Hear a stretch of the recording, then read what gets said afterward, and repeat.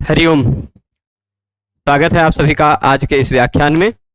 हम सभी लोग लघु सिद्धांत कौमुदी का अध्ययन कर रहे हैं और क्रमशः अध्ययन कर रहे हैं। उस अध्ययन के क्रम में कल कुछ सूत्रों का अध्ययन किया था। वो सूत्र कल तक हमने सर्वत्र विभाषा गोह इस सूत्र तक के कुछ अंश का अध्ययन कर लिया है ना। तो आज 3-4 सूत्र आगे के देखे जाएंगे।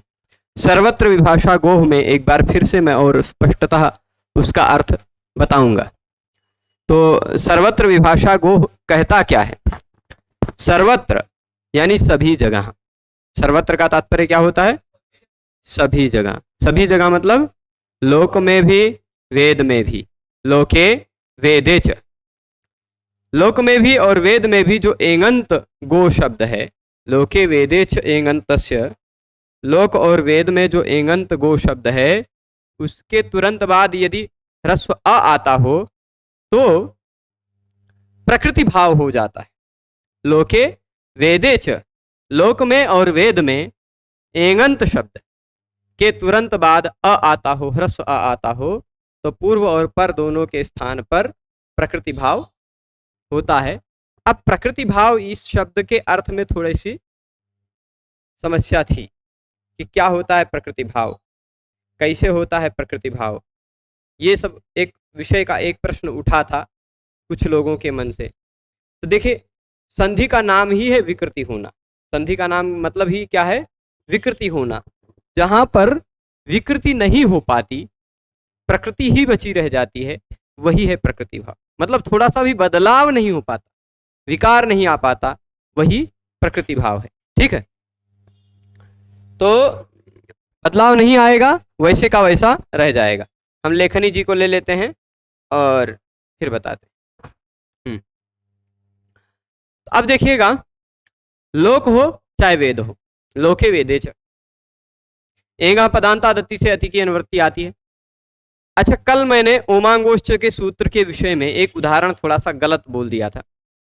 फिर मुझे जब उस शब्द में प्रकृति प्रत्यय जब देखा क्या बाद में ध्यान आया। कभी कभी क्या होता है, दिमाग में सारी बातें एक साथ नहीं आती। और परसों की रात में तो हम सोए भी नहीं थे, इस कारण कभी कभी दिमाग में काम नहीं करता उतना। तो कल बताया था अका सवर्णे दीर्घा और ओमांगोश्च में कि जहां ओमांगोश्च लगेगा वहां अका सवर्णे दीर्घा नहीं लगेगा। उस विषय को थोड़ा सा और स्पष्ट कर देते हैं। मैंने उदाहरण क्या दे दिया था? आदि वाला दे दिया था, है ना। आदि का उदाहरण दे दिया था, पर फिर भी आदि में भी कुछ रहस्य है। क्या है वो यहां देख लीजिएगा। आदि में आंग उपसर्ग है, दा धातु है और की प्रत्यय है। पर आदि शब्द कभी कभी नपुंसक लिंग में भी प्रयोग होता है। ये की प्रत्यय लगकर बना हुआ जो आदि शब्द है, इसके दो पक्ष हैं। एक तो की प्रत्यय लगाकर आदि शब्द बना लिया, ठीक, तो वह आदि ही बनेगा। अगर उसका नपुंसक लिंग में प्रयोग करते हैं तो फिर उस पक्ष में उसको अव्युत्पन्न मान लेते हैं। अव्युत्पन्न है तो उसमें आंग उपसर्ग नहीं है, व्युत्पत्ति ही नहीं हुई है, सीधे रेडीमेड शब्द है, ऐसा बोल लेते हैं। तो और यदि व्युत्पन्न वाला पक्ष मानते हैं, व्युत्पत्ति की दृष्टि से देखते हैं, तो आ दा की में से बचता है ई, और दा में से आ का लोप हो जाता है, आतो लोप ईटी च, तो ये आ का भी लोप हो जाता है, द आधा बचता है, बन जाता है आदि। तो आदि भी जुड़ेगा तब भी ओमांगोश्च सूत्र ही लगाना अधिक उचित होगा। ठीक है, वो मैंने उसको अका सवर्ण दीर्घा के उदाहरण में थोड़ा सा गलती से बता दिया था, क्योंकि मैंने आदि में आंग उपसर्ग लगा, ऐसा थोड़ा सा ध्यान नहीं दिया। ठीक है, अब ये एक बात स्पष्ट है। तो अब अगली बात क्या है कि जहां पर भी आंग उपसर्ग नहीं है, जैसे अतिथि शब्द है, कोई अतिथि आता है, ठीक, तो उस अतिथि का क्या किया जाता है? आतिथ्य किया जाता है या आतिथेय किया जाता है ना। वहां अतिथि शब्द से आतिथ्य बना, बड़ा आ दिख रहा है पर वह आंग नहीं है, तो ओमांगोश्च की बात नहीं आएगी। वहां पर आप अकस्वर्णे दीर्घा से दीर्घ कर सकते, है ना? चलेगा? ये इतना समझिए। पर जहां भी आपको आंग दिखता हो वहां पर तो आपको उमांगोच्च लगाना ही ज्यादा सही रहेगा। यद्यपि कुछ लोग मानते हैं कि भाई अकस्वर्णे दीर्घा पर में है, उससे कर लेंगे तो भी कोई आपत्ति नहीं है, पर यदि शास्त्रीय दृष्टि से गंभीरता से सोचा जाए तो आंग वाला पक्ष ज्यादा मजबूत है, क्योंकि अकस्वर्णे दीर्घा कहता है कोई अक हो, उसके तुरंत बाद कोई भी सवर्ण हो, कोई भी सवर्ण हो, है ना? पर उमांगोच्च क्या कहता है कि पहले अक नहीं, पहले आ हो। तो आप समझ लीजिए किसकी सीमा छोटी है। यह कहता है पहले केवल अ होना चाहिए, ई उ रिलरी हो नहीं, या ई उ रिलरी इत्यादि सब जगह लग जाएगा, पर केवल अ हो और यहां तुरंत बाद में सवर्ण नहीं, केवल ओम हो या आंग हो। यह केवल उसके अवर्ण के तुरंत बाद इन्हीं दो की ही अपेक्षा रखता है उमांगोच्च, केवल दो की ही अपेक्षा रखता है। अब अगर आप अवर्ण के बाद आंग देखने जाएंगे, अवर्ण के बाद, यदि शास्त्रीय दृष्टि में बता रहा हूं, अवर्ण के बाद जहां कहीं भी आंग मिलेगा वहां अकस्वर्णे दीर्घा तो लग ही रहा है, लग ही रहा है ना, क्योंकि अ यहां है, आंग यहां है। तो उमांगोच्च सूत्र में आंग का ग्रहण क्यों किया भगवान पाणिनि ने? व्यर्थ हो जाता ना ग्रहण, क्योंकि आंग रहेगा तो आ तो रहेगा ही। आ ऑलरेडी दीर्घ है, अकस्वर्णे दीर्घा से दीर्घ कर दोगे तब वो दीर्घ रहेगा, है ना? पर अगर पाणिनि जी को वो अपेक्षा होती कि यहां दीर्घ करके ही सिद्ध कर लेंगे, सिद्ध कर लीजिए, कोई आपत्ति नहीं है, आप सिद्ध करके किसी तरह बता लेंगे, पर यदि गहराई से देखा जाए तो आ के बाद आंग रहेगा, तब उमांगोच्च लगाना ज्यादा सही है। ठीक है, ये बात स्पष्ट है। आलय आदि इत्यादि जितने भी शब्द में आंग उपसर्ग लगा हुआ है शब्द, वहां आपको अकस्वर्णे दीर्घा से दीर्घ करते हैं यदि, तो भगवान पाणिनि जी की दृष्टि से आप अनुचित कर रहे हैं। ठीक है, चलेगा? अब इसके बाद ये एक बात ध्यान आगे बता रहे थे हम आप सबको, ये सर्वत्र विभाषा गोह को। सर्वत्र मतलब लोक में भी और वेद में भी, ये बात स्पष्ट है आपको। लोके वेदे च, एंगंत होना चाहिए शब्द, लोक में हो चाहे वेद में हो, एंगंत हो, यानी कोई शब्द होगा तभी तो एंगंत देखा जाएगा। कोई पद होगा, पद संज्ञा हुई होगी, उस पद का अंतिम वर्ण एंग मतलब ए या ओ होगा। कोई पद हो यानी कोई शब्द हो, उस शब्द का, उस पद का अंतिम अक्षर एंग यानी ए या ओ हो।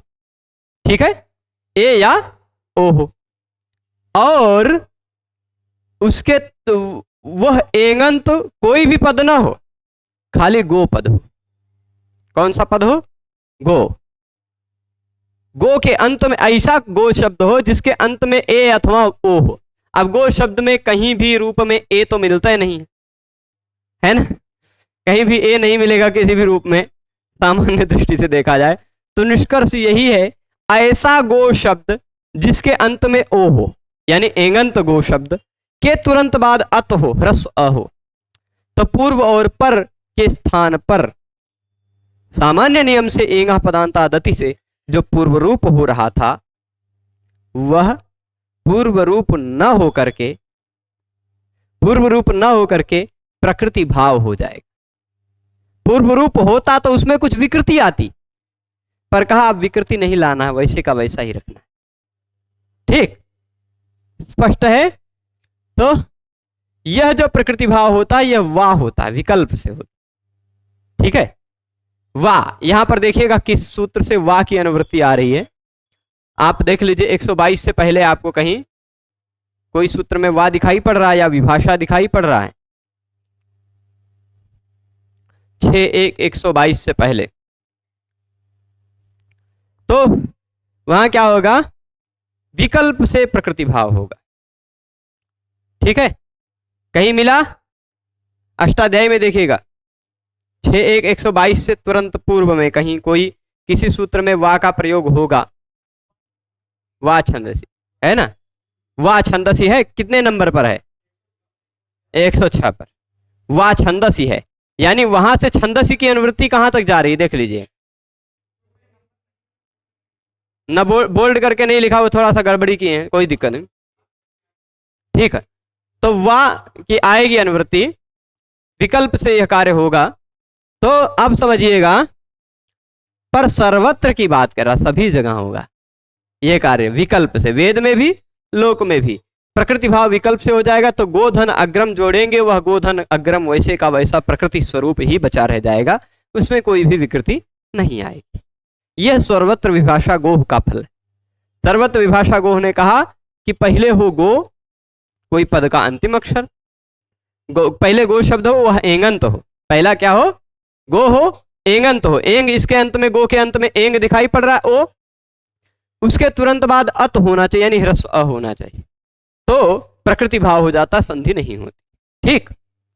पर अब जब संधि हो जाएगी, विकल्प से प्रकृति भाव होगा। जब प्रकृति भाव नहीं होगा तब गो एंग है, एंगा पदांताद अति लग जाएगा, तो ओ और अ में केवल बचेगा ओ, तो गोग्रम हो जाएगा। यह अवग्रह एक लगा दिए हैं चिन्ह, जिसकी आवश्यकता पूर्ण रूपेण नहीं है, किसी भी सूत्र में लगाने का विधान नहीं किया गया है। पर अब बाद में व्यवहार में वैसा प्रयोग दिखाई पड़ता है, बाद में बहुत सारे लोग दिखते हैं, रखते हैं। कल रात में मैंने पीडीएफ में दिखाया था, शारदा लिपि में भागवत गीता का पीडीएफ है, लेकिन वह ज़्यादा 500 MB से ज़्यादा का पीडीएफ है, वो इस डब्बे में खुलने में ही बहुत समय लग जाएगा। और यहाँ पर राम जन्मभूमि से अत्यधिक सन्निकट होने के कारण नेटवर्क बहुत मंद रहता है, शनैश्चर है ना, नेटवर्क पर शनैश्चर की कृपा है, बहुत स्लो चलता है, तो इसलिए उसको इंटरनेट से खोलकर दिखाया नहीं जा सकता, और ऑफलाइन मेरे पास वह डाउनलोड नहीं है। पर मैंने कमरे पर कल 2-3 लोगों को दिखाया था भगवत गीता शारदा लिपि में, वहां पर अवग्रह का चिन्ह आपको नहीं मिलेगा, ठीक है, नहीं मिलता है। तो अब ये बातें स्पष्ट हैं। अब इस पे आगे चलते हैं, गो अग्रम और गोग्रम तक आप सभी पहुंच गए, ठीक है। अब इसमें चलिएगा, एंगंतस्य किम, प्रश्न ये उठा, एंगंतस्य किम, सूत्र के अर्थ में आपको एंगंतस्य दिखाई पड़ रहा है, एंगंत होना चाहिए तभी यह कार्य होगा। गो शब्द एंगंत होगा तभी यह कार्य होगा, एंगंत अगर गो शब्द नहीं है तो यह कार्य नहीं होगा। जैसे चित्रित गायें जिसके पास हैं, उस व्यक्ति को चित्रगुह कहा जाता है, ठीक। अब चित्रगुह का अग्रम शब्द के साथ समास होगा, ठीक, तो चित्रगुह अग्रम। अब आप ऐसा मत कहिएगा कि पद के अंत में गो है, पद के अंत में तो गो है, यहां चित्रगु में गो शब्द का ही गु हो गया है, ह्रस्व हो गया है, ठीक। गो स्त्रियों उपसर्जन से, इस सूत्र से ह्रस्व हो गया है, गो को गु बन गया है, और ह्रस्व होने के बाद उ हो गया, तो ओ तो नहीं बचा ना, ओ तो नहीं है, एंगंत ओ नहीं है, ठीक, स्पष्ट है। एंगंत यानी ओ नहीं है, इसलिए एंग इसके अंत में नहीं है, इसके तुरंत बाद में भले ही अत है, भले ही ह्रस्व आ है, पर यहां पर पूर्व रूप नहीं हो पाएगा, पूर्व रूप नहीं हो पाएगा, इको यणचि से यण हो जाएगा, तो चित्रक वग्रम इस तरह बन जाएगा, ठीक। अब यदि सूत्र में एंगंत न कहा जाता, तो यदि सूत्र की वृत्ति में कहीं एंगंत ये शब्द ना होता, तो लोक हो या वेद हो, उसमें किसी भी शब्द के अंत में गो दिखाई पड़ता हो, उसके तुरंत बाद अ हो, तो पूर्व रूप हो जाता। एंगंत ना होता तब तो यहां भी पूर्व रूप होने लगता ना, यहां भी पूर्व रूप होने लगता, पर यहां पूर्व रूप ना हो जाए इसलिए एंगंत कहा गया। एंगंत जहां होगा वहीं पूर्व रूप होगा, ठीक है, यही बात कहा। एंगंतस्य किम, तो चित्रक वग्रम उदाहरण दे दिया। अगली बात क्या कही, अगली बात यहां देखिएगा, पद के अंत में होना चाहिए, पद के अंत में होना चाहिए तभी होगा, है ना। पद के अंत में नहीं है यदि, तो नहीं होगा, पद के अंत में नहीं है तो नहीं होगा, ठीक है। अब यहां देखिएगा, जैसे पद का अंतिम वर्ण नहीं है, उदाहरण देते हैं हम। गो शब्द आप जानते हैं, गो शब्द है मूलतः उसके षष्ठी विभक्ति एक वचन में, उसके षष्ठी विभक्ति एक वचन में आप प्रत्यय लगाएंगे कौन सा? ngसी लगाइए चाहे ngस लगाइए, पंचमी षष्ठी का ngसी लगा, पंचमी का चाहे ngसी लगाइए चाहे षष्ठी का ngस लगाइए, ये दोनों में से कोई भी प्रत्यय लगाएंगे, बचेगा क्या? ngसी और ngस में से लशक को तद्धिते से ng चला जाता है, उपदेशे जनुनासिक इत से ई चला जाता है, और ngस में से ng चला जाता है लशक को तद्धिते से, तो बचता क्या है? अस। अब यहां देखिए, जैसे गो अग्रम में गो के तुरंत बाद अ था, वैसे गो अस में भी गो के तुरंत बाद अ है। पर गो अग्रम में गो जो था वह पद था, यहां यह गो पद नहीं बन पाया है अभी। ngस प्रत्यय लगने के बाद जो बनेगा तब पद होगा, ठीक है? पद तब होगा ना, अभी तो पद नहीं बन पाया है। तो एंगा पदांता दति जो सूत्र है, उसी से पहले आप देखिएगा, कहीं उसी के तुरंत आसपास में ही आपको अष्टाध्यायी में छठे अध्याय के पहले पाद में 108 के आसपास सूत्र मिलेगा, ngसी ngसोश्च। देख लीजिए, कहीं दिख रहा है? 110 पे है ना, ngसी ngसोश्च। वहां भी पूर्वा की अनुवृत्ति आती है ना? वह कहता है कि एंग के बाद ngसी और ngस का अ हो तो भी पूर्व और पर के स्थान पर पूर्व रूप हो जाया करता है, ठीक? तो गो और अ में से केवल गो बचेगा, ओ बचेगा, ओ और आ में से पूर्व रूप हो गया। स को आप फिर विसर्ग कर लीजिएगा, बन जाएगा गो, ऐसे ही बन जाएगा, स को रुत्व विसर्ग करने के बाद गो। यहां पर प्रकृति भाव नहीं हुआ। यदि प्रकृति भाव होने लगता तो गो शब्द का षष्ठी एक वचन में गो अस रूप बनाते आप, है ना? पंचमी में भी गो अस, सप्तमी में, षष्ठी में भी गो अस बनाते। इसीलिए कहा गया कि पद का अंतिम वर्ण यदि गो हो तभी प्रकृति भाव होगा। पद का अंतिम वर्ण नहीं है, ये तो अभी प्रातिपदिक ही है, पद बना ही नहीं। षष्ठी विभक्ति जब लगता तब तो पद बनता। तो पद का अंतिम वर्ण यदि ओ हो तभी उसकी क्या कहते हैं, तभी प्रकृति भाव होता है। आप कहेंगे यहां गो कैसे पद बन गया था? तो गवाम अग्रम गोग्रम ऐसा कह सकते हैं। वहां क्या हुआ था, गो के बाद षष्ठी विभक्ति का आम प्रत्यय लगा था और फिर उसके बाद अग्र के बाद सु लगा था, तो ये गो आम एक पद बन चुका है, अग्र सु ये एक पद बन चुका है। अब भले ही सुपो धातु प्रातिपदिकों से ये प्रत्यय लुप्त हो गया है, पर फिर भी ये सुबंत तो है ही। भले ही प्रत्यय लुप्त हो गया, फिर भी प्रत्यय लगने के कारण वह सुबंत बन चुका है। तो अब यहां जो गो अग्र है, यहां ये गो पद है, ठीक? यहां यह गो पद है, ठीक? बताए थे कुकुर एक पूंछ कट जाए तो भी वह कुत्ता ही रहता है ना?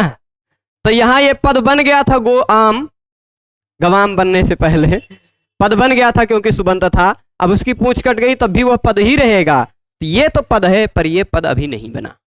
ये गो अस जुड़ने के बाद जो बनेगा गो, वह पद बन पाएगा, ये गो पद नहीं, ठीक? तो दोनों गो में अंतर समझे हैं, समझ गए हैं ना? इसीलिए पूछा, प्रश्न उठाया क्या कि पदांते किम, पदांत में गो होना चाहिए, ऐसा आप क्यों कह रहे हो? पदांत में गो हो ऐसा यदि हम न कहने जाएं तो गो और ngस जब जोड़ने जाएंगे, गो और अस जब बचेगा तब गो के बाद आ दिखाई पड़ जाएगा, तो वहां पर भी प्रकृति भाव होने की आपत्ति आने लगेगी, है ना? वहां पर भी प्रकृति भाव की आपत्ति आने लगेगी, इसलिए पदांत कहा गया, ठीक है? तो ये पूरी बातें इसकी स्पष्ट होंगी सर्वत्र विभाषा गो। अब आ जाते हैं एक जो ये जो सूत्र था प्रकृति भाव का विधान करने के कारण विधि सूत्र था। अब हम आ जाते हैं एक परिभाषा सूत्र पर। यह सूत्र कुछ काम नहीं करेगा, पर कुछ मार्ग निर्देशन करेगा। मार्ग निर्देशन क्या करेगा? कभी कभी आप आदेश करते हैं तो वह आदेश पूरे के जगह पे आ जाता है। कभी कभी आप आदेश करते हैं तो वह पूरे के स्थान पर ना आकर अंतिम के स्थान पर आता है। तो कब पूरे के स्थान पर आएगा, कब अंतिम के स्थान पर आएगा, और कब दो तीन नियम हैं उसके लिए। मतलब कभी कभी पूरे के स्थान पे आ जाएगा, कभी अंतिम के स्थान पर आ जाएगा आदेश, या जिसके स्थान पर कहा गया उसके आदेश परस्य। ठीक, कभी कभी पर के स्थान पर अगर विधान किया है तो पर के आदि वर्ण के स्थान पर होगा, अगर पूर्व के स्थान पर विधान किया गया है तो पूर्व के अंतिम के स्थान पर होगा, अलोन्त्यस्य। ठीक, और अगर कहीं अनेक वर्ण वाला आदेश हो रहा है तो वह पूरे के स्थान पे आ जाएगा, अनेकाल षित सर्वस्य। वही नियम है, अनेकाल षित सर्वस्य। अनेकाल शब्द को तोड़िए, अनेक अल। ठीक, अनेक अल जिसमें हो उसको कहा जाता है अनेकाल। ठीक, अनेक अल जिसमें हो उसको क्या कहा जाएगा, अनेकाल। ठीक है, अब उदाहरण बहुत सारे देंगे, हमारे पास उदाहरणों की कमी नहीं, उदाहरण बहुत सारे देंगे। जैसे अनेक अल वाला, अच्छा ये बताइए, हमने इको यणचि में ई के स्थान पर जो यण किया वह यण या एक अल है कि अनेक है? एक अल है कि अनेक है? एक है ना।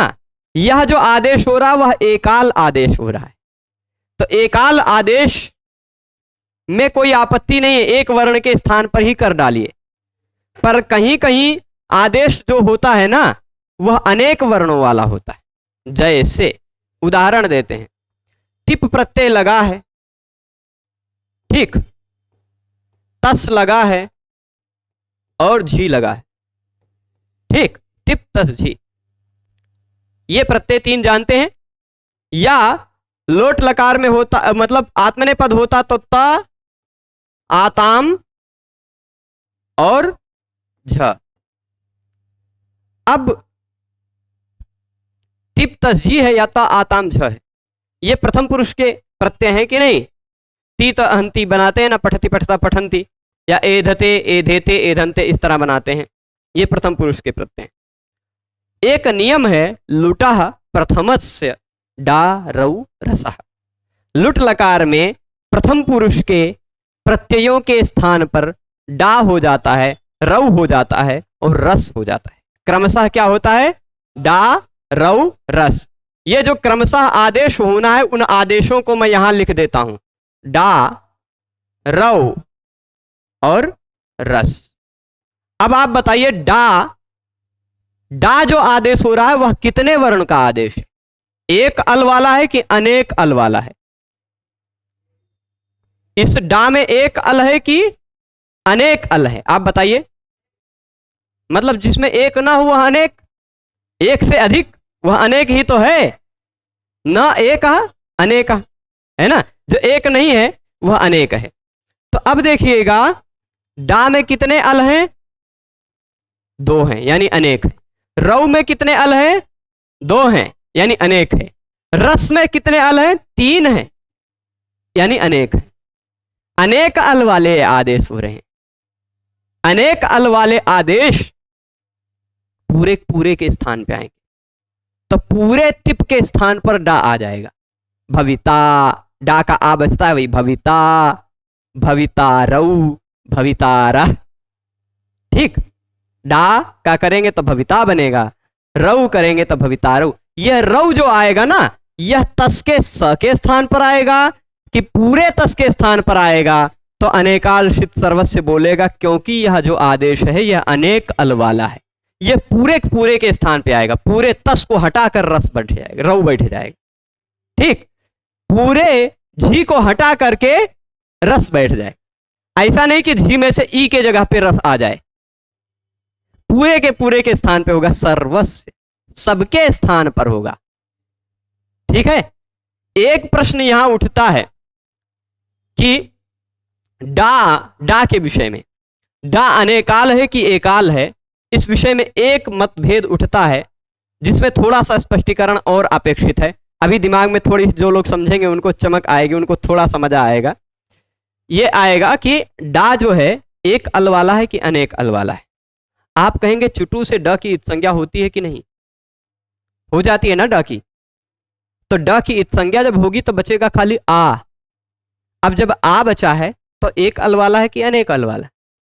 तब तो एक अल वाला बचा, आप कहेंगे। पर अब हम आपसे प्रश्न पूछेंगे कि डा की संज्ञा किस सूत्र से करेंगे? किस सूत्र से करेंगे आप डा की संज्ञा? डा की संज्ञा करने वाला सूत्र कौन सा है? प्रत्यय का पहला वर्ण चवर्ग हो या टवर्ग हो तो उसकी संज्ञा होती है चुटू से। किसका पहला वर्ण चवर्ग हो या टवर्ग हो? प्रत्यय का। यह डा तो आदेश है, प्रत्यय नहीं है। डा तो अभी आदेश हो रहा है, यह आदेश है, यह प्रत्यय नहीं है। इसलिए इसके डा के ड की संज्ञा तब तक नहीं होगी जब तक यह इसके पूरे के स्थान पर आकर बैठ न जाए। अब जब पूरे तिप के स्थान पर आ गया तो तिप प्रत्यय था, उसके स्थान पर बैठने के कारण यह भी प्रत्यय बन गया। पर जब तक बैठा नहीं तब तक तो आदेश ही था, है ना? जब तक वह तिप के स्थान पर या त के स्थान पर डा आया नहीं तब तक वह आदेश है, और जैसे आ गया तैसे वह प्रत्यय बन गया। स्थानीय वद आदेशो नल विधौ, स्थानीय की तरह आदेश है। भाई प्रधानमंत्री की कुर्सी पे कोई बैठेगा वो प्रधानमंत्री ही रहेगा, पर जब तक बैठा नहीं तब तक वह कुछ नहीं है।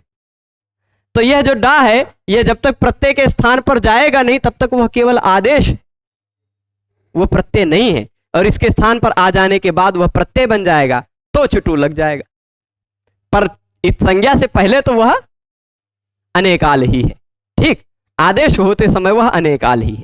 ठीक है, यह स्पष्टता हो गई। तो अनेक वर्ण वाला तथा शीत, शीत जो होता वो भी सबके स्थान पे होता है। अब आप कहेंगे शीत क्या है? अनेकाल वाली तो बात मैं 3 उदाहरण दे दिया कि यह अनेक वर्ण वाला आदेश था इसलिए पूरे के स्थान पे आ गया, पूरे तिप के स्थान पे आ गया। कभी कभी खाली अंतिम के स्थान पर आता है। जैसे क्या कहा था हमने? लोप भी एक आदेश ही है। लोप भी क्या है? एक आदेश ही है ना। तो संयोगांत से लोपः ने कहा कि संयोगांत का लोप कर दो। संयोगांत का लोप कर दो तो क्या पूरे पद का लोप करने लगे थे? नहीं। अलोन्त्यस्य ने कहा यह जो लोप आदेश हो रहा वह अंतिम वर्ण के स्थान पर ही होगा। तो कभी कभी जो आदेश पूरे को हो रहा है वह पूरे को न हो करके अंतिम के स्थान पर ही होता है। वह नियम कौन सा है? अलोन्त्यस्य, पूरे के स्थान पर न हो करके केवल अंतिम के स्थान पर करने वाला आदेश। पर वह एक वर्ण वाला आदेश रहेगा तभी वह अंतिम के स्थान पर हो पाएगा। अनेक वर्ण वाला आदेश है तब तो पूरे के स्थान पर होगा, पूरे के स्थान पर होगा। ठीक है, अब कुछ स्पष्टता इसमें बाकी अभी जरूरी है। श की संज्ञा वाला, श की जिसमें संज्ञा हुई है वह भी पूरे के स्थान पर होगा, चाहे वह एकाल हो चाहे वह अनेकाल हो। जैसे अष्ट शब्द है, मूलतः शब्द क्या है? अष्टन शब्द है, पर अष्टन अविभक्त, इस सूत्र से अष्टन के, हाँ चलिए बहुत अच्छा, दोनों उदाहरण मिल गए। अष्टन शब्द है और उसके बाद प्रत्यय कौन सा लगा है? क्योंकि अष्टन शब्द 8, अष्टन का मतलब 8, 8 का ही तो मतलब होता है अष्टन। अष्ट शब्द अष्टौ, अष्टौ बनता है रूप। अष्टौ बनने में दोनों उदाहरण मिल गए हमें। अब दोनों में अंतर आप समझ जाएंगे, कौन पूरे के स्थान पर होगा कौन अंतिम के स्थान पर होगा। तो एक है प्रत्यय, चाहे आप लगा लीजिए जस प्रथमा विभक्ति का बहुवचन वाला, चाहे आप प्रत्यय लगा लीजिए शस द्वितीय विभक्ति का बहुवचन वाला। ठीक, प्रथमा विभक्ति का बहुवचन या द्वितीय विभक्ति का बहुवचन, जस या शस प्रत्यय लगा लिया आप अष्टन शब्द के बाद। ठीक, सु औजस, क्योंकि ये बहुवचन में ही प्रयोग होगा, एक वचन में इसका प्रयोग नहीं। 8 का भी एक वचन थोड़े ना होता, 8 है मतलब बहुवचन ही होगा, है ना। तो जस प्रत्यय या शस प्रत्यय लगाया आपने अष्टन के बाद। अब जब आपने यहां पर 2 सूत्र लगेंगे। एक सूत्र ये लगा अष्टन आ विभक्तौ। ठीक, आपको अलेउन्त्यस्य और अनेकालसित सर्वस्व में अंतर समझ में आएगा। इसने कहा अष्टन शब्द के बाद अष्टनः लिखा है, अष्टनः विसर्ग का लोप हुआ है, भो भगो गो पूर्व से योसी से यह होकर लोपा शाकल्य से, तो अष्टनः आ विभक्तौ।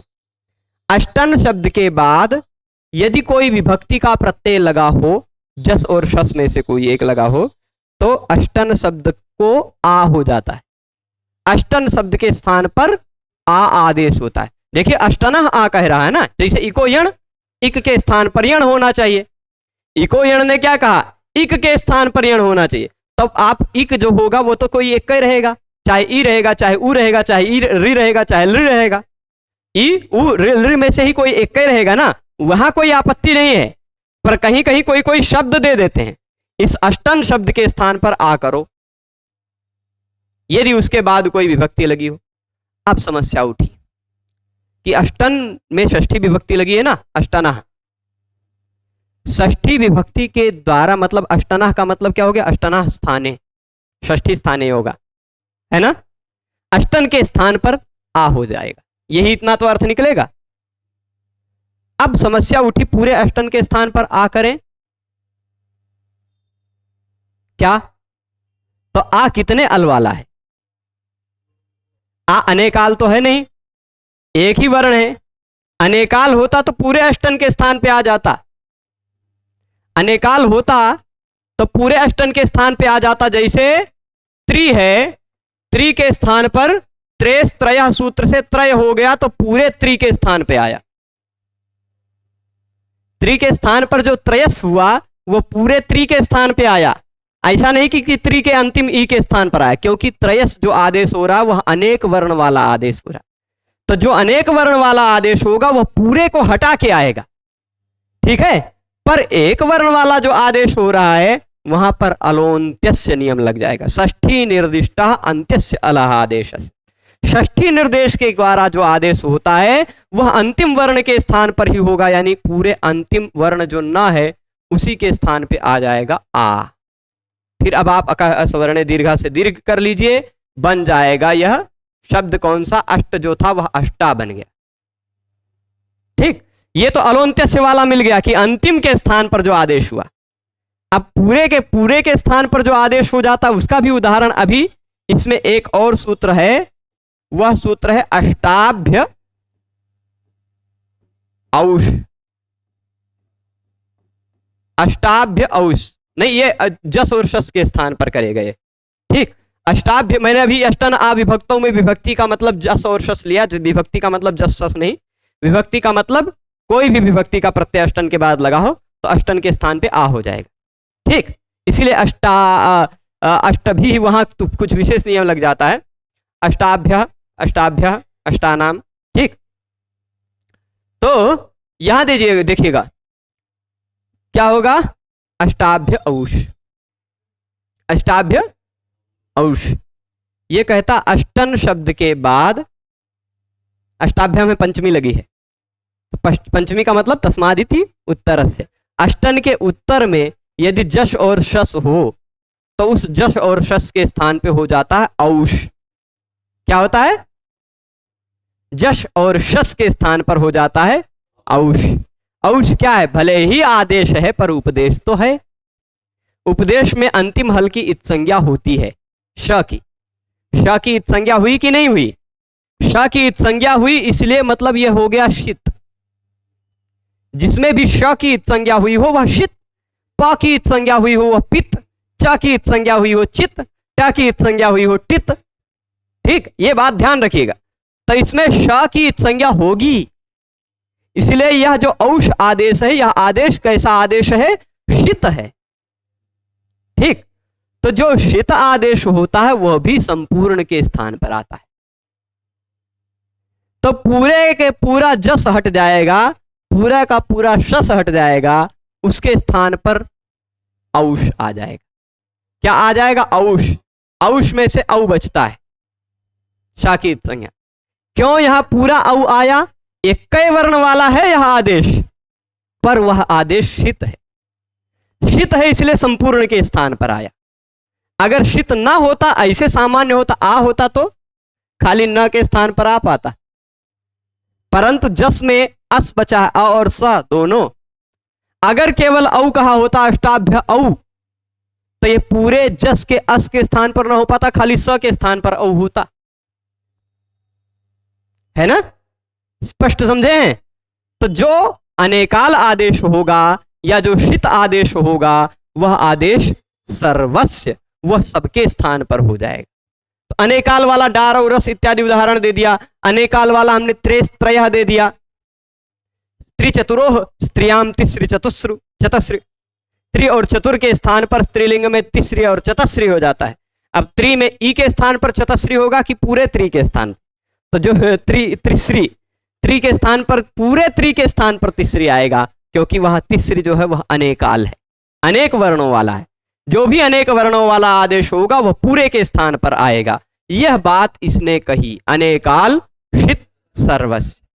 ठीक है, केवल प्राप्ति हुई, ठीक, इति प्राप्ते, ठीक, इति प्राप्ते, ऐसी प्राप्ति हुई। पर एक नियम और जान लीजिएगा, गिच,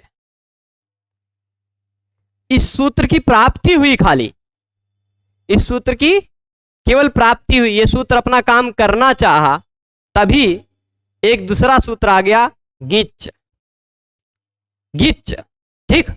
इसको तोड़ेंगे हम जब गिच को, तो इसमें दो शब्द निकल के आएंगे, एक शब्द निकलेगा गित और दूसरा शब्द निकलेगा च, पूरा च है, ठीक, गित धन च, स्तोष चुनाचुह सूत्र से त के जगह पे हो गया है च, तो गित च गिच्च हो गया है, ठीक। इस सूत्र को जरा निकाल कर देख लीजिए, 1153, इसी से ऊपर आपको, इसी के ऊपर 52 नंबर में आपको दिखाई पड़ेगा, नहीं 52 नंबर अलोन्त्यस्य दिखाई पड़ा, 52 नंबर, बस अलोन्त्यस्य गिच्च, ठीक। षष्ठी निर्देश के द्वारा जो आदेश किया गया है वह अंतिम अल के स्थान पर होगा, ऐसा अलोन्त्यस्य ने कहा, और गिच्च ने तुरंत बाद में कहा कि गित होगा वो भी अंतिम के स्थान पर होगा। गित आदेश जो होगा वह आदेश भी अंतिम के स्थान पर। अब शर्त ये, अब समझिएगा, अगर गित को अंतिम के स्थान पर करना होता, सभी गित को, एक अल वाला गित हो चाहे अनेक अल वाला गित हो, एक अल वाला होता तो वह अंतिम के स्थान पर अपने आप हो रहा था, तो गिच्च की बनाने की जरूरतें नहीं पड़ती, है ना। तो अनेकाल, अनेक वर्ण वाला जो संपूर्ण के स्थान पर हो रहा था, उसको रोकने के लिए आया गिच्च, कहा गित जो होगा, गित जो होगा वह अनेकाल हो तो भी, अनेकाल अपि, गित अनेकाल हो फिर भी अंत्यस्यैव स्यात्, अंतिम वर्ण के स्थान पर ही होगा। उदाहरण में आते हैं, ठीक। उदाहरण क्या है? गो है और अग्रम है, गो है और अग्रम है।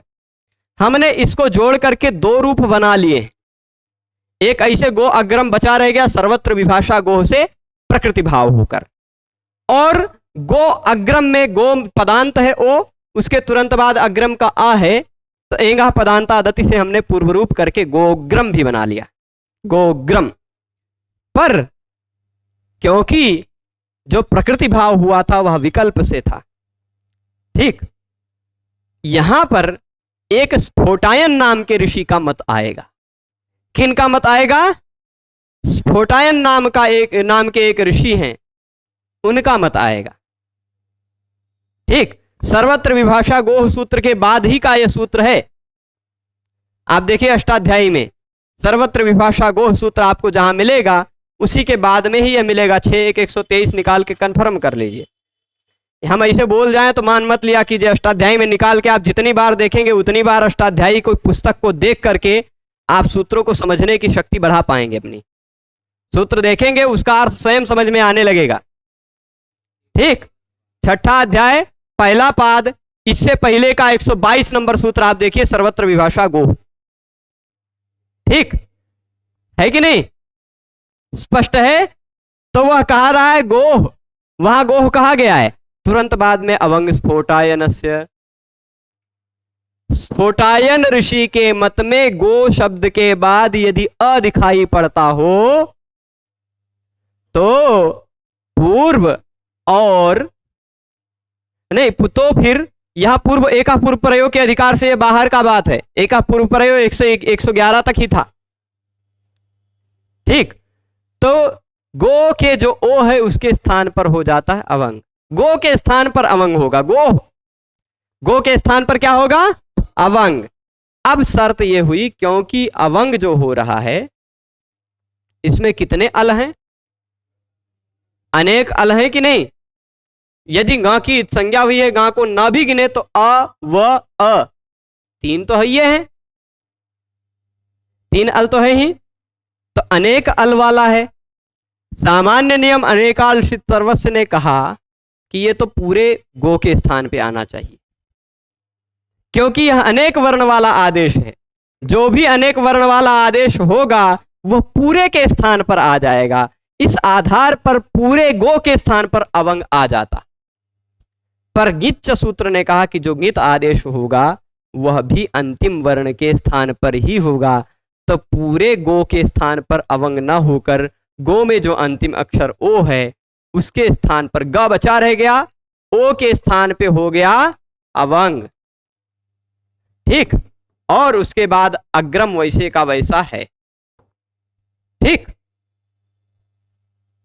अवंग में से ग की हलंत्यम से इत संज्ञा कर लेंगे, तस्य लोपा से लोप कर लेंगे, ग अव अग्रम। कुछ लोग इसको अयादि संधि का उदाहरण बताते हैं, वो लोग भ्रांत होते हैं। देखिए, अयादि संधि जहां अय अय अव आय आव आदेश होता है वहां होती है। ठीक, वहां पर गो के अगर अयादि संधि होती तो अय के स्थान पर अव हुआ होता, ओ के स्थान पर क्या हुआ होता? अव, है ना? यहां पूरा क्या हो रहा है? पूरा अवंग हो रहा है, वह पूरा रहेगा।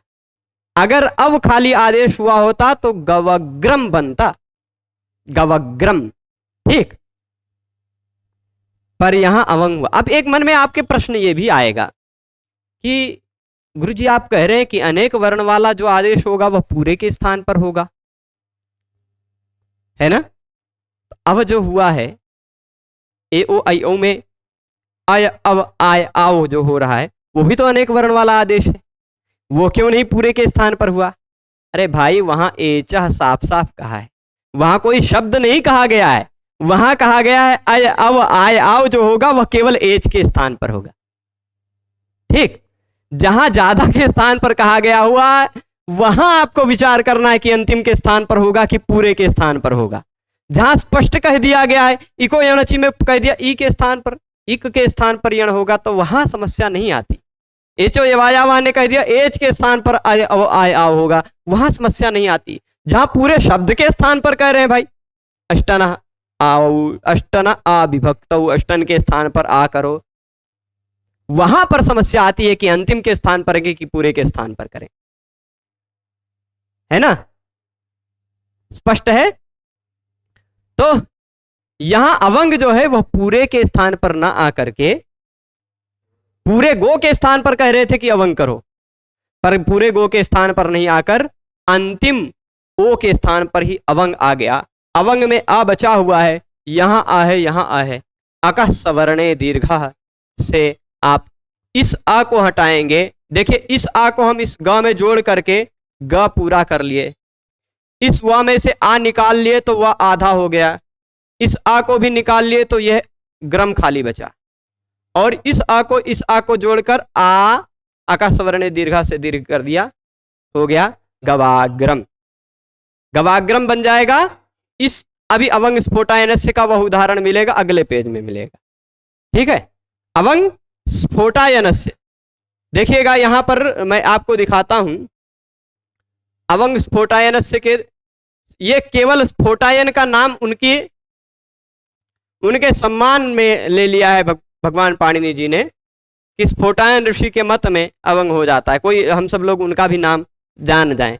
स्फोटायन नाम के भी एक आचार्य हुए हैं व्याकरण में, उन्होंने माना है कि पदांत गो शब्द अगर अंत में दिखाई पड़ता हो तो गो के स्थान पर हो जाता है अवंग। ठीक है, गो के स्थान पर हो जाता है अवंग। स्पष्ट है? अब गो में अवंग जो होगा वह किसके स्थान पर होगा? ओ के स्थान पे। ऐसा किसने बताया? नीच। तो मैं आशा करता हूं आप सर्वत्र विभाषा गोह समझ गए होंगे प्रकृति भाव करने के लिए। अनेक आलसित सर्वस्व समझ गए होंगे कि अनेक अल वाला आदेश हो या श की संज्ञा वाला कोई आदेश हो वह पूरे के स्थान पर होगा, समझ गए होंगे। और गिच समझ गए होंगे कि ङ की संज्ञा वाला जो आदेश होता है वह ङ की संज्ञा वाला जो आदेश होता है वह आदेश पूरे के स्थान पर होता है। पूरे के स्थान पर नहीं, अंतिम के स्थान पर ही होता है। गिच अलोन्त्यस्य की अनुवृत्ति आती है। ठीक है, तो पदांते एंगंतस्य। अब देखिए स्फोटायन ऋषि का जो मत है वो अवंग स्फोटायनस्य की वृत्ति पढ़ लेते हैं। पदांत में जो एंगंत गो शब्द है, पद के अंतिम में आना चाहिए गो, एंगंत होना चाहिए गो। ठीक, एंगंत ए ओ अंत में आना चाहिए गो के। उस गो के स्थान पर अवंग हो जाता है विकल्प से। यहां वा लिख दिया, वा मतलब विकल्प से। विकल्प से का मतलब होता है केवल स्फोटायन ऋषि के मत में होता है, अन्य के मत में नहीं होता। स्फोटायन के मत में यह होगा, अन्य लोगों के मत में नहीं होगा। वा, इसीलिए वा कह दिया। ठीक, कभी भी कोई भी कार्य भगवान पाणिनि जी को विकल्प से करना होता है तो वो कई तरह से कहते हैं। कभी वा कह देंगे, कभी विभाषा कह देंगे, कभी बहुलम कह देंगे, कभी किसी ऋषि का मत कह देंगे, किसी ऋषि का नाम ले लेंगे। अगर ऋषि का नाम ले रहे हैं तो मतलब उस ऋषि के मत में ही हो रहा वह कार्य, सबके मत में नहीं। ठीक, तो वह कार्य भी वैकल्पिक है। तो अब देखिएगा, बन गया गवाग्रम, बनाना। और गोग्रम कैसे बन जाएगा? वो नियम आप जानते हैं, एंगा पदांतादति। एंगा पदांतादति से पूर्व रूप करके गोग्रम भी बन जाएगा। ठीक, अब प्रश्न उठ रहा है पदांते किम। प्रश्न क्या उठ रहा है? पदांते किम। देखिएगा, पद का अंतिम अक्षर होना चाहिए गो, तभी काम चलेगा। पद का अंतिम नहीं है तो नहीं काम चलेगा। ठीक, पद का अंतिम होगा तो काम नहीं चलेगा। जैसे गो है, उसके तुरंत बाद सप्तमी विभक्ति एक वचन का प्रत्यय लगा गी, तो अभी तक गो पद नहीं बन पाया है ना। जब ये लगने के बाद जो बनेगा वो पद बनेगा। ङ की संज्ञा हो जाएगी तो सप्तमी विभक्ति का एक वचन का प्रत्यय बजेगा ई। ठीक, अब बताइए, गो है पद का अंतिम वर्ण, पद का अंतिम अक्षर गो तो नहीं है ना। यहां पद के अंत में गो नहीं है, अभी पद बन ही नहीं पाया, अभी तक प्रातिपदिक ही है।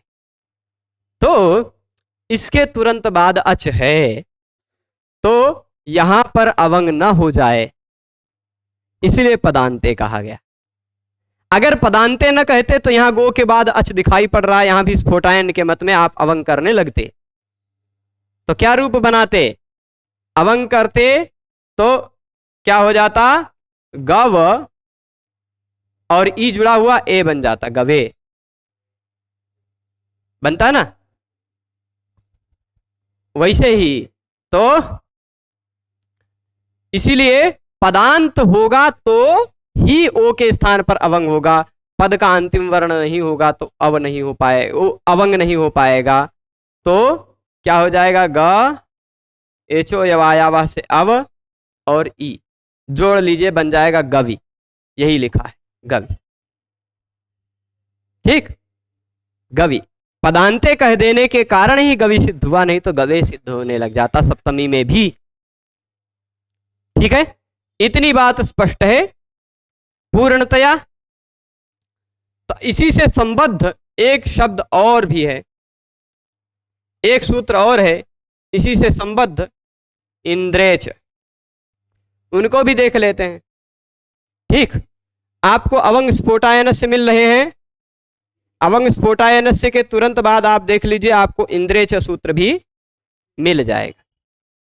मिला है इंद्रेच। ये यहां पर भी सर्वत्र विभाषा गोह की अनुवृत्ति आ रही है।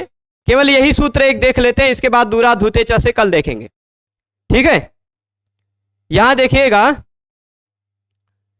गोह की अनुवृत्ति आ रही है, ये उसी के तुरंत बाद अवंग स्फोटायनस्य के तुरंत बाद का मंत्र है।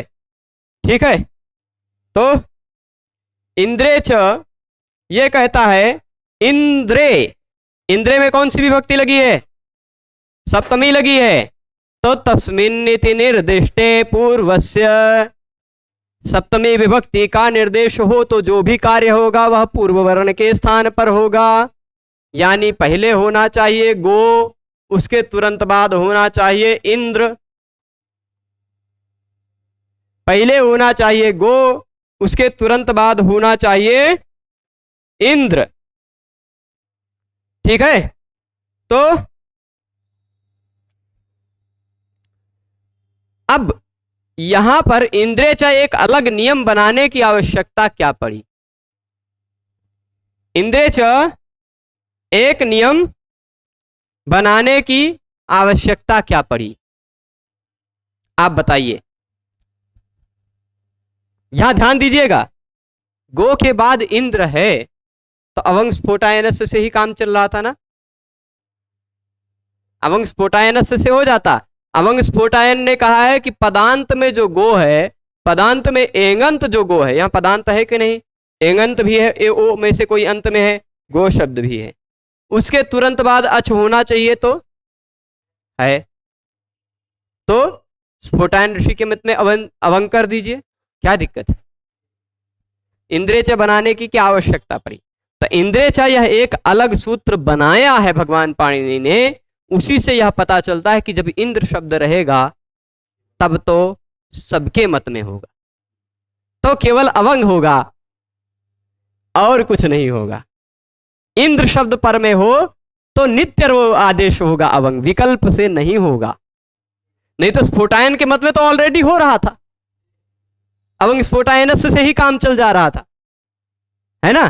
कोई भी अगर स्वर वर्ण है तुरंत बाद में तो अवंग हो जाएगा, पर यदि इंद्र है तो अवंग ही होगा।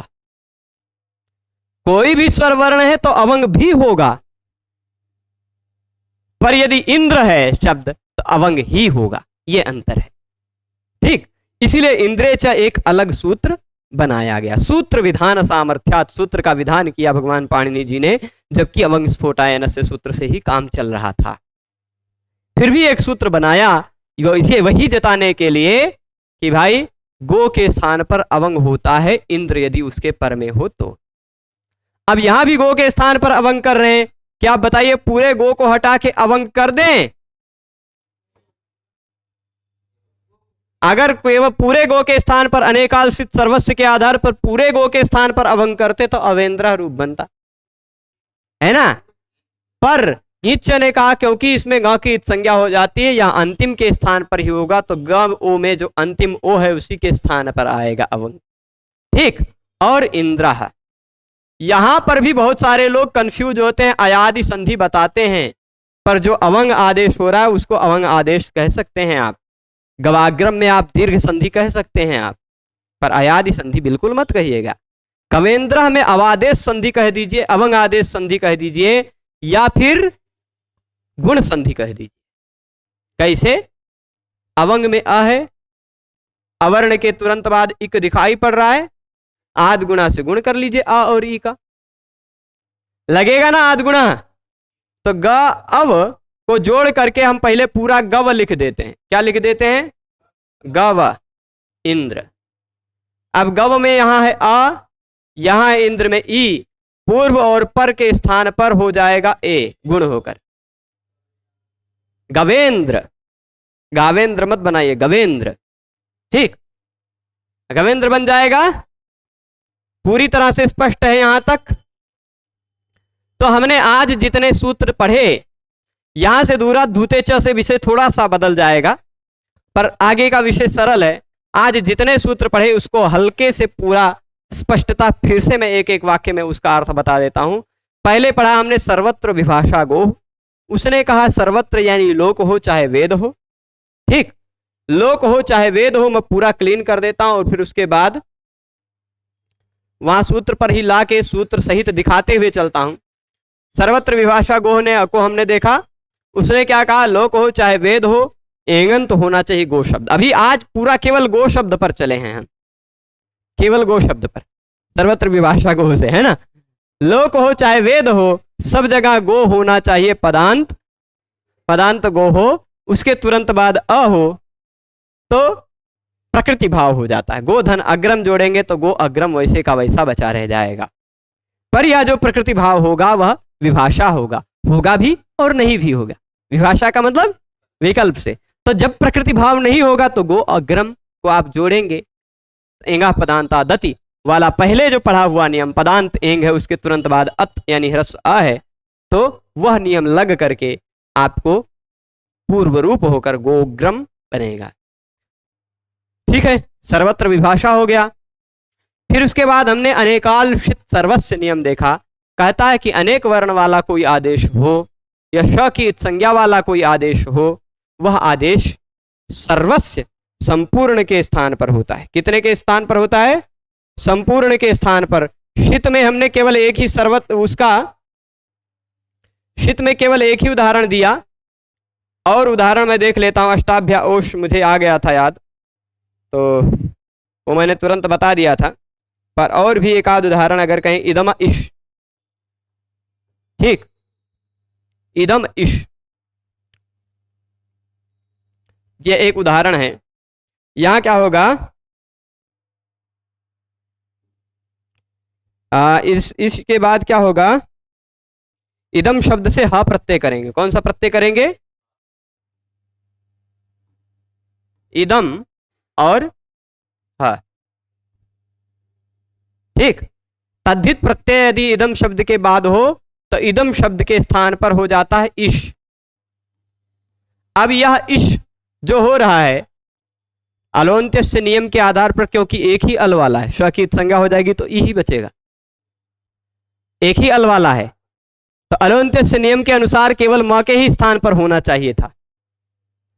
पर अनेकाल सर्वस्व ने कहा कि श की संज्ञा वाला जो आदेश होगा वह पूरे के स्थान पे होगा। भले है एक का ई, पर वह पूरे इदम को हटाकर एक ही ई आ गया। जोड़ लीजिए, बन जाएगा इह।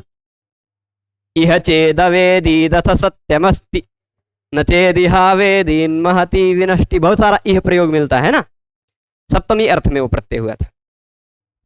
तो अनेकाल वाला जो होता है, अनेक वर्ण वाला या शित, वह संपूर्ण के स्थान पर आता है, ये भी स्पष्ट समझा। पर गिच्च, इसकी प्राप्ति तो हुई पर ये लग नहीं पाया अवंग स्फोटायनस्य में। अवंग हुआ, अवंग पूरे गो के स्थान पे होता तो अवाग्रम या अवेंद्र ऐसा रूप बनता, गवाग्रम या गवेंद्र न बनता, है ना। इसलिए गिच्च एक सूत्र बनाया। अभी बहुत जगह उदाहरण मिलेगा। मातृ शब्द का आप रूप बनाने लगेंगे माता, तो वहां भी ऋदुषंसो ने हसाम च से री के स्थान पर अनंग करने लगेंगे जब ना, जब सूत्र लगा के री के स्थान पर अनंग करेंगे तो केवल री के स्थान पे होगा, क्योंकि अनंग अनेक अल वाला है, अनेक अल वाला है तो वह मातृ पूरे के मातृ के स्थान पर होने लग जाता है ना। तो इसीलिए अनेक वर्ण वाला जो आदेश होगा वह सबके स्थान पर होगा, पर यदि वह आदेश गीत है तो वह केवल अंतिम के स्थान पर होगा। मातृ में केवल री के स्थान पर अनंग होगा, मातनंग, मातन, मातन बनेगा तो इसे राजन का राजा जैसे बन जाता वैसे मातन का माता बन जाता है, ठीक, री के स्थान पर अन होगा। तो अब देखिएगा, रिंग क्षयग लंगशु, रिंग, रिंग आदेश भी होता है, ठीक। ऐसे बहुत सारे आदेश होते हैं जिसमें ग की संज्ञा होती है। ग की संज्ञा वाला जो आदेश है वह अंतिम वर्ण के स्थान पर ही होगा, अनेकाल हो तो भी, ठीक है। तो ये हो गया। फिर अवंग स्फोटायनस्य से हमने देखा। स्फोटायन ऋषि के मत में पद का अंतिम वर्ण हो, पद के अंत में आता हो गो, गो हो, एंगंत पद हो। गो कैसा हो? एंगंत पद हो, यानी गो पद में अंत में आपको एंग दिखाई पड़ता हो, गो पद में अंत में एंग दिखाई पड़ता हो, तो फिर उसके तुरंत बाद कोई स्वर वर्ण हो तो स्फोटायन ऋषि के मत में गो में जो ओ है उसके स्थान पर हो जाता है अवंग। मतलब पूरे गो के स्थान पर हो रहा था, पर गिच्च ने कहा नहीं, केवल अंतिम ओ के स्थान पर ही हुआ। फिर हमने इंद्रेच पढ़ा, वह नित्य करता है। तो यहां पर गवाग्रम और गोग्रम दोनों बन गया, अवंग भी हुआ अवंग नहीं भी हुआ, पर वहां केवल गवेंद्र ही बनेगा। ऐसा आप नहीं कर सकते कि गविंद्र बना ले जाएं, अब आदेश करके एचो यवायावह लगाकर अब करके गविंद्र बनाने चाहे आप नहीं बना पाएंगे। वहां अवंग जो होगा वो नित्य होगा।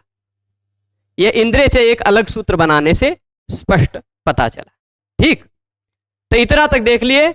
अब दूरात धूते च से लेकर के आगे के जो सूत्र हैं उनको कल के व्याख्यान में देखेंगे। अगले रविवार से पहले, अग्रिम रविवार से पहले हर हाल में स्वर संधि समाप्त हो जाएगी। ठीक है, अच संधि समाप्त हो जाएगी। फिर उसके बाद हम सब, बहुत ज्यादा सूत्र नहीं बचे हैं, है ना, लगभग 8-10 सूत्र बचे होंगे। इसके देख लेते हैं कितने सूत्र बचे हैं। अगले रविवार कह रहे हैं, हो सकता है सोम मंगल में ही समाप्त हो जाए, हो सकता है, बहुत ज्यादा सूत्र नहीं है। जैसे दूरा धुते च प्लुत प्रगृह्याच नित्यम ईदो दूद्यवचनम प्रगृह्यम, यहाँ आदसो मात तक कल पढ़ लेंगे, आदसो मात तक कल पढ़ लेंगे हर हाल में। फिर रविवार को अवकाश रहेगा।